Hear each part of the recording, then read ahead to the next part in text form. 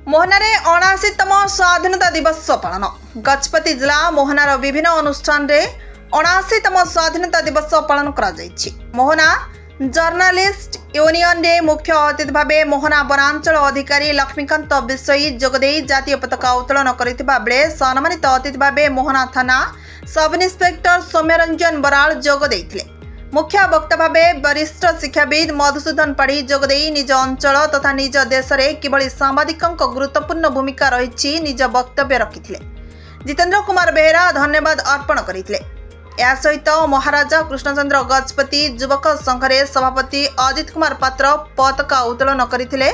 जिला धर्म जागरण प्रमुख प्रशांत सुबुधी उद्बोधन देथिले। यह सहित महाराजा कृष्णचंद्र गजपति युवक संघरे सभापति अजित कुमार पात्र पताका उत्तोलन करथिले। जिला धर्म जागरण प्रमुख प्रशांत सुबुधी उद्बोधन देथिले। मां माणिक्येश्वरी वॉलीबॉल क्लब पक्षरु मध्य स्वाधीनता दिवस पालन होइथिला। शेषरे महाराजा कृष्णचंद्र गजपति प्रतिमूर्ति रे युवक संघ और थाना पक्षरु पुष्पमाल्य अर्पण करा जायछि।